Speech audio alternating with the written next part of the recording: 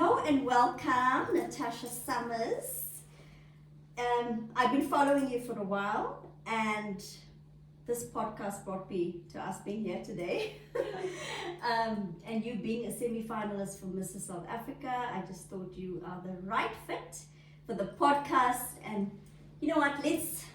Let's help people out there. Let's help women out there. Let's help each other out there, because I feel it's not only a singular thing as a woman, to get on every day, but just as a team. Yeah. So I normally start my podcast with a quote, and today's quote really struck me, and it's ignite the minds and spark to rise the sun in you. Ignite the minds and spark to rise the sun in you, which means for me there's two things to this. It's about refueling your mind, also refreshing, renewing, just getting some time out to get a fresh approach on things, and also for us to network more, research more, upskill ourselves more, and just learn every day to what we as women need to do all around work, and it's our pageantry, it's our lives, it's our personal development. So that quote resonated quite well, and I'm not sure how you feel with that, but what's your thoughts on it, and what you can share with that. Yeah, hi Eve. Thank you so much for having me firstly. I walked into your home and you were just so welcoming, and I thought, wow, Yeah. this is just such a beautiful environment. So thank you, and I can sense the genuine need for networking and also just inspiring. Sure. So the quote to me when you read it just now resonated very well, because igniting that spark starts with a mind. You have to do a mind shift, and that mind shift is not easy. Never. So once you've realized that, okay, I need to shift my mind, something happens inside of you. Yes. And that's the spark. Yes. That kind of catapults, Yeah. and things fall into place. Yeah, no, absolutely. And I just thought about that, like, we as women, it's tense every day, and we have family, and we have, all of these chores to take care of. So I just thought we'll start with the fun part of things today and get that out. So yes, we're a bit relaxed and seeing as a weekend. So the fun part is, if you were on an island, tell me, and you had to take one item to this island, and what would it be for you to survive? Oh my word. Only one! Okay. I can't say one of my kids because I've got two. I can't say the husband because the kids. My item will be my Bible, hey? Okay. Yes. Okay. That's good. That will fuel you. Yes. It's good for fuel. Yes. It's where I think a lot of who I am comes from. So that would be it. It would definitely be spiritual for me. Yeah. Okay, no, good. And tell me so if you had to go to work and you only had the two modes of transportation there, and it's either it'll either be a camel or an elephant. So what would be your mode of transport? Which one would you decide? It will be the elephant. It will be the elephant, because I saw a meme of this couple on a camel. I don't know if you've seen it, but it was hysterical. And I see myself as doing something silly like that, so it will be the elephant for me. It will be the elephant, okay. And you're safe on it, Yes. and it's okay. Yeah, and tell me the funniest moment in your journey, from with your kids or family or being alone. Just tell me your funniest moment, because we all have that. And and I love the story because I am not a very savvy social media person, and with the Mrs. South Africa we received all these unboxings, right. And we received our first unboxing, and I was like, okay, I've watched enough of these tutorials. I think I know how to do an unboxing. and this big, beautiful black box around with our Dalmaya coffees and things in Yeah. there. And I had to open it up and use the product and pour in the water, make a nice, pretty thing. And yeah, I am, camera on, doing this. Next thing I realize, okay, I needed to do quite a few takes. But eventually I'm like, okay, first take, here we go. Box open, Yeah. bag out, Yeah. and I start to open up the bag. And what happens to me? A rip in the bag, and everything falls out. And then all the coffee comes out of the bag, into the box. Wow. What do I do now, right? Because now you can't fake it. Like, the bag is broken. Unboxing done. And that goes back to you being in the boxing. Tell us now more about the boxing thing you're doing. Yeah. Oh, WeBox. So WeBox. So let me tell you where WeBox started, right? Yeah. So we finished our very first semis workshop on the Sunday. We were chosen as semi-finalists on the Friday. The Saturday we had workshop, and the Sunday workshop, I got a phone call from a friend of mine that said, "What are you doing? I saw you with a sash on Facebook." And I was like, "Yes, I know, I didn't tell anyone, I'm a semi-finalist." And she said, "Okay, well, what do you need?" This is a very quick conversation in the midst of being really busy. And I said to her, "Well, a sponsor. I need a sponsor." And she, "Sponsor for what?" I'm like, "Just sponsor me. I'm going to send you the information." So I forwarded her the information. Yeah. The very next morning she says to me, "Can you go to this company at 12 o'clock? Just go there and take your proposal." Jeez. Yeah. The very next morning. Opportunities. Yeah. So I go, sash on for the very first time out in public, could not believe the attention. Even the security guards at the gate of the building were taking selfies with me. I know that. Yeah. So it was like, oh wow, you know, Yes. it's actually be Yeah, and that's the thing with the sash. It brings so much attraction. Yes. And you can be anywhere out there, and it's just all about the positivity you're bringing in other And women. people actually acknowledge you, you know. So I do my presentation for this company that I actually, look, it was my first one, and I thought, whatever happens here happens. Yeah. But as I left, down the road from me is WeBox gym, and I always wanted to join this gym, and I just felt like it's a private gym, it's out of my budget, I'm not going to join it. So I've always been doing my own thing at home. I've got a boxing bag at home, I do my own thing at home. Yeah.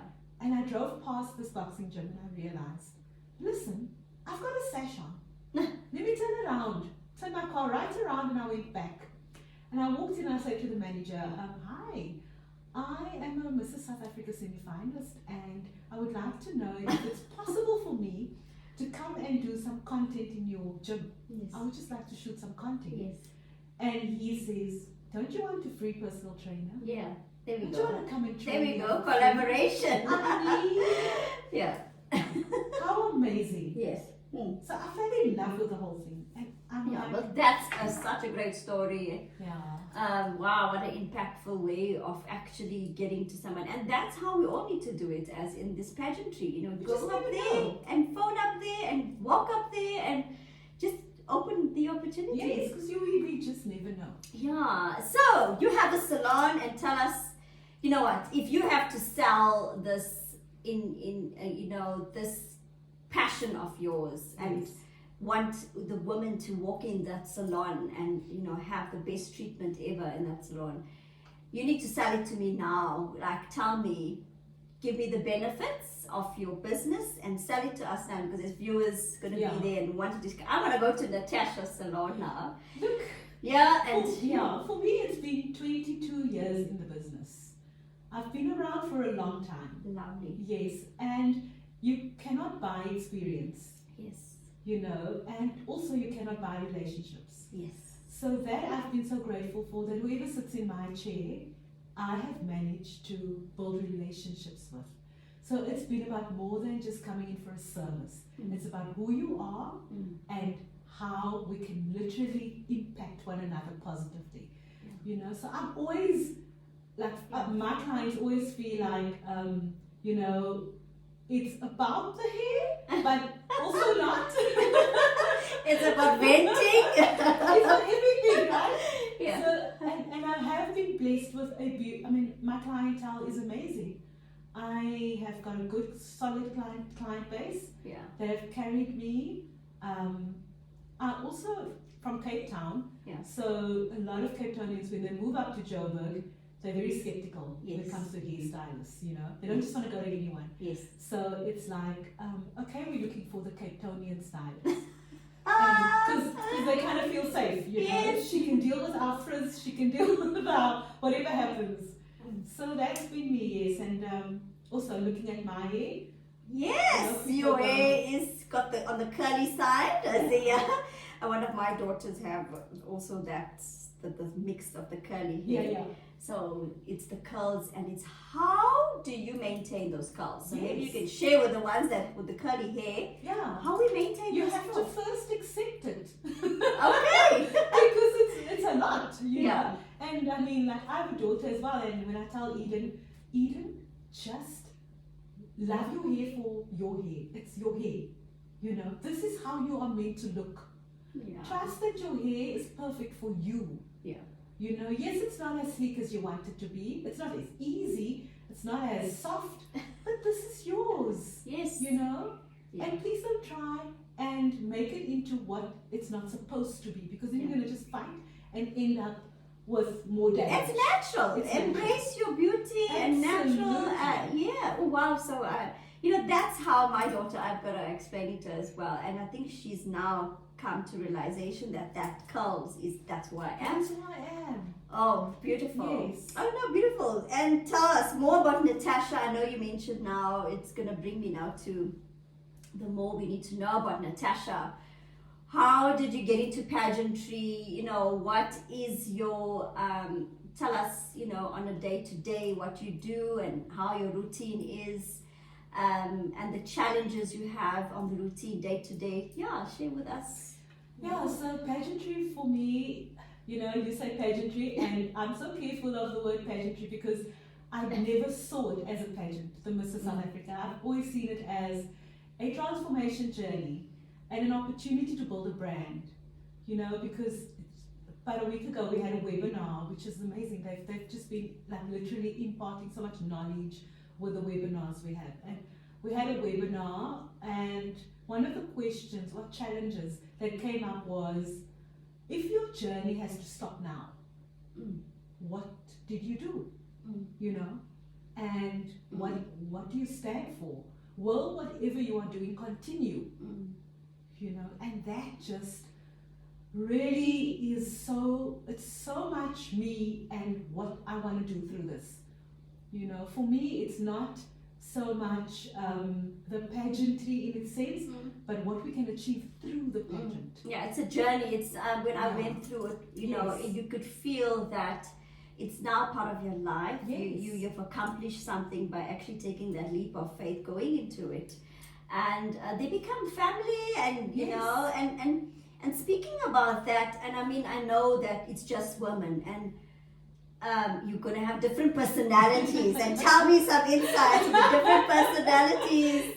How do you manage? How do you manage that with the group of women? I thank God for maturity, for age on my side, because it does bring a lot of perspective, right? Yes. Once I think we're over 40, we kind of go like, seen this, been there, done that, got the cap. I'm glad, high five for that. I'm glad you become more confident in whatever you do and say, and when you approach people, and likewise, you figure out that you know what, this is not priority for me, that's priority for me. This person is in my circle, that person I would see you when I see you, type of thing. So absolutely, it comes with that age, where we and also just what you're saying, you know, we're a big group of semi-finalists. And I do feel like there are some ladies I haven't connected with yet. Yeah. Because we're just a big group. There's no intention in it. Yeah. It's just the fact that it's a big group, and I'm sure so many others feel the same way. You know, that we just don't get to everyone, you know. Yeah. And tell us more about Natasha. Who are you? What's your passion? And you know, what's your likes? And you know, and also jumping into how you manage. We'll get to the family now, but who are you, what you like, where you've come from, and how's Johannesburg for you, and you know.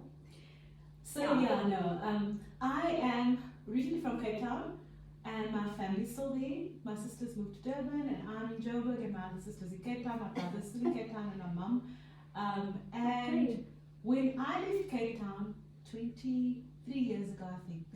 Goodness, I was a baby. And It sounds like me leaving Durban over 23 years ago. Yeah. I was a baby, and I knew no one in Johannesburg. And all I knew at the time was that I needed change. I went to Cape College in Cape Town, where I studied beauty and cosmetology and hairdressing. I worked in a salon for about 5 years in Cape Town doing my internship.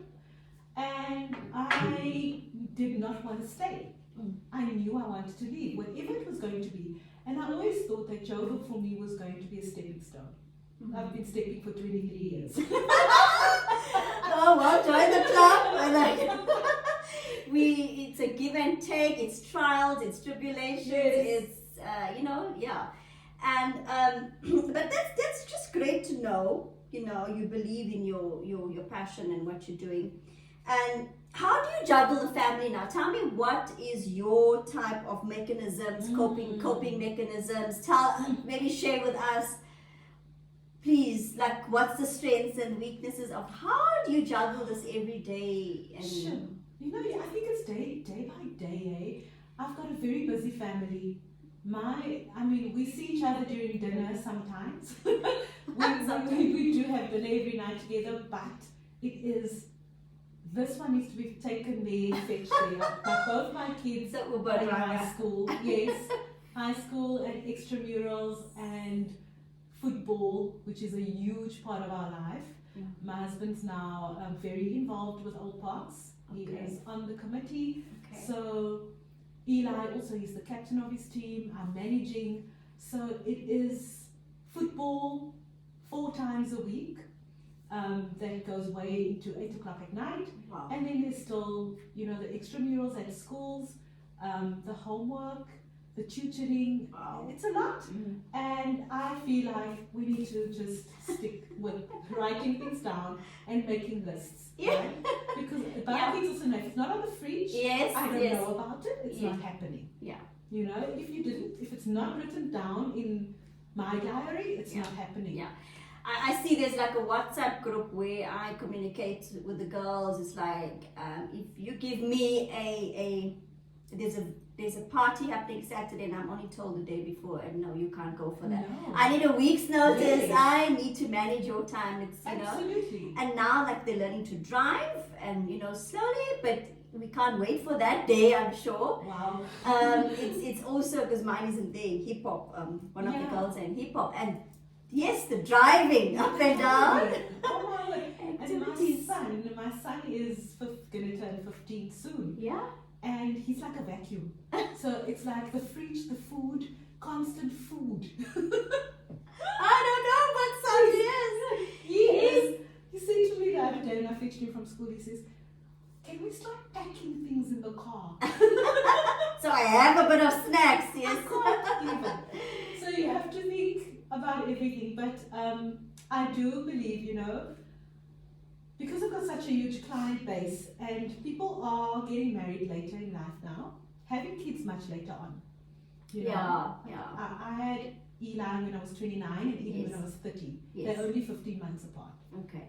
So I feel like my 30s was dedicated to having kids. To kids. Yeah. Yes. Yeah. And now that I'm in my 40s, I'm like, enough now. So no more kids? Are you sure? Please no. I would like to pop another one of a boy, but that's not, I don't know, that's a big question mark. No, if I could. Look, I love babies. Yeah. And I'll hand it back to you very easily. Tell me, so just, just describe a day in a life of Natasha. Just tell me from the morning, a day in a life with you, and just take us through your journey for a day. Okay, so I know a lot of people feel like, oh my goodness, you've got big kids and you're still doing all of that for them, but I never did when they were younger. When they were young, I was building my business. I was working very hard, and I had no time. And I was working 7 to 7. So the helper did everything. And now that I do have the time, I do get up before them. I do make their breakfast. Sure. I do put in their lunch. And I do get, them sorted. And I know a lot of people go like, you shouldn't be doing all of that for your kids. Yeah, and I do the same. It's just that the push button in the morning is a bit difficult. Yeah. Yeah, just the push button because of the start and stop. So for me, I do that. I speak to my husband as well. He drops off in the morning, which is such a plus. I did it for years. I did since creche primary school. So now that it's high school, it's his turn. It's always swap around. And I'm just like, I'll hand you the kids fully clothed. And then you take over. Let's go. Yeah. And he manages that. And then I start gym. So then I go to WeBox from anything between 6 and 7 in the morning, or 7 to 8, depending on my first client. First client starts, and then I work. I do my clients in between. I can rush out to fetch the kids, drop off. I'm so grateful for this time in my life. You're actually bonding and you're making time. It's a very crucial age, the teens. Yes. And that teens, the early teens, and then it's just that you need to bond and need to know them more because the car talks. For me is also important, that's when it's like okay, she likes that. Oh, okay, he's upset with that. So you get to know their personalities even more. Yeah. Yet they like being on their phones and in their rooms and all of that. But you know what? The kids start to. It's the best time of your life to resonate because you can have a conversation as well. And you're so right. You are so right. I had quite a bit of opposition when the kids were younger because I was never available. I was just never at home. I worked every single Saturday from 7 to 7. So birthday parties for my kids were like, sorry guys, you can't go. My husband has always studied. He's the academic, right? Okay. He's just done his MBA. Yeah. So he has always been in lectures on a Saturday. So the kids were literally, home with a maid or home with granny or with Opa. Yeah. So we didn't have that when they were little. Yeah. And we pushed, we worked hard. We knew what we wanted to achieve. Sure. Right? Yeah. So now that I'm on the other side and I'm like, this actually means so much more now to them at this age. Yeah. So I'm grateful for having the time available now. Sure. Yeah. And tell me, if you had to win, Mrs. South Africa. No one has said that yet. I'm prepping you for the big stage. And if you had to win, and what would be, your sort of change, with just out there, very casual. Don't worry, you're not getting any points. But you know what? You're speaking. I'm just checking to see. Okay. So if I had to win, my Mrs. South Africa, if I have to put it this way, what my Mrs. South Africa looks like, Mrs. South Africa 2025 looks like to me, is a visibly impactful person. Somebody that is visibly impactful. It's great that a lot of people are doing things, but behind the scenes, but we need it more out there, I need that Mrs. South Africa 2025 to be impactful, not just in her circles, but venture out. Yes, absolutely. There's a network to tap into. There we go. There's so many women in business that I feel, why do we have all the women in business come Women's Day and everyone's having this little, why can't we just not have a one big conference? And you get all these thousands of ladies coming in, and that's it, And do your thing. Exactly. So I look forward to actually, I would like to be invited to one of the Mrs. And maybe just I think you have the galas and the dinners and all of that. Oh, I would love to. Oh, please. Yes. And I think that would be great to network, as you're saying, meet the other women. It's quite. So what can you share with us, maybe challenges in your life thus far that you could share with the viewers, and what you've learned from those challenges? Yeah.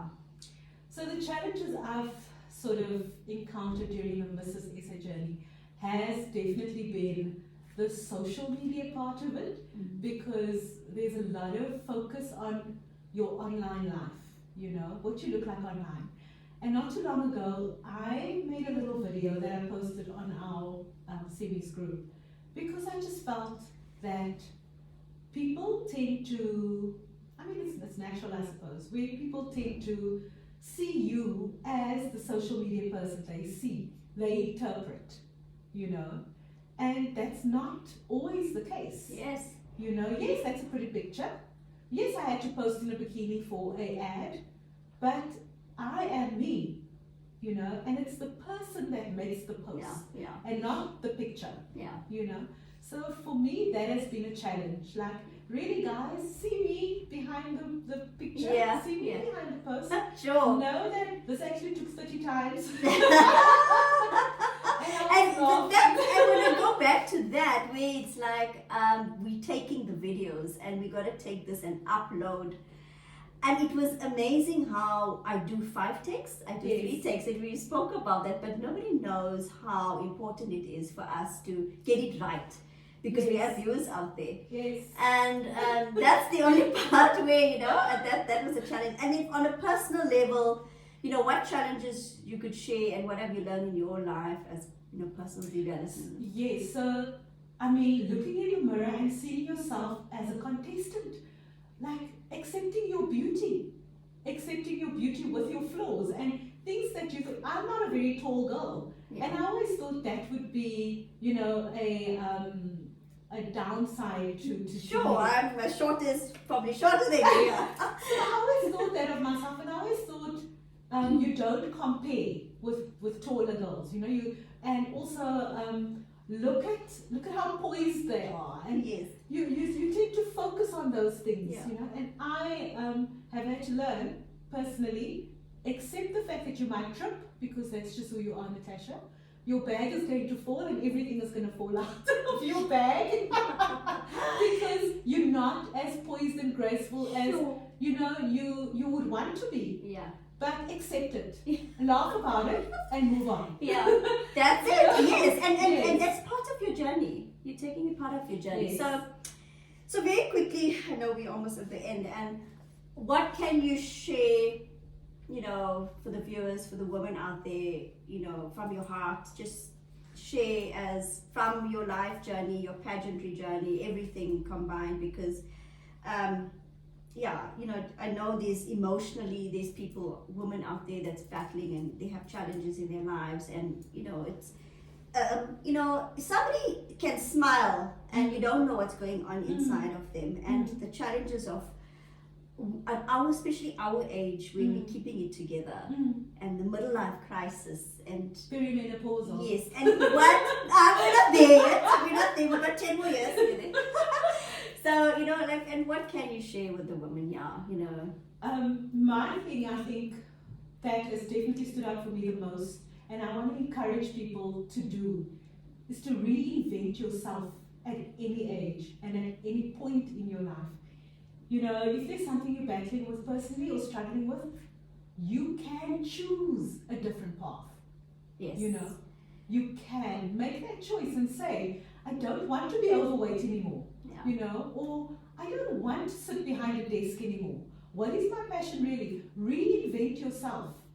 I mean, at 42, I didn't know that pageantry would become a passion of mine, would become such a love, such an enjoyment. Yes. You know, and I'm like, I'm loving every part of this journey. Yeah, and I didn't do it when I was a miss. I'm doing it when I was, I think it was one that I won when I was a miss. It was after school, and now it was like, okay, Mrs. Yeah.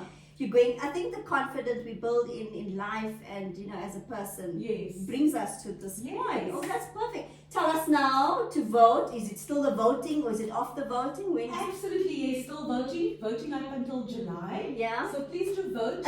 You have to vote Natasha Summers, my name, to 47587. Okay. That's the number. 47587. Natasha. Yes, and also onto my social media, Natasha Summers. You can find me on Instagram and Facebook, and follow and just check up on me and my journey. I would love to hear anything from anybody. I love comments. I'm always commenting. Yes. I mean, everybody will tell you I'm on that comment button. I'm always saying thank you and I'm always commenting. So, yeah, thanks. So thank you, Natasha, for joining me and coming through, being part of this podcast, and we will definitely follow you and vote for you, and I'll get the followers to do so as well. And enjoy the journey, enjoy it, because it's just great. You know, you look at the end result, don't look at the end, because we don't look at the destination, we look at the journey. Yes. And thank you so much. Thank you. Lots of hugs and loves. Thank you so much. This has been so amazing, and I really do appreciate you reaching out because, you know, it's also the sisterhood. Yes, absolutely. Yeah. That's important for us, and I look forward to the relationship and going forward. And yeah, go well on this. We're all supporting you and we're rooting for you. Thank you so much.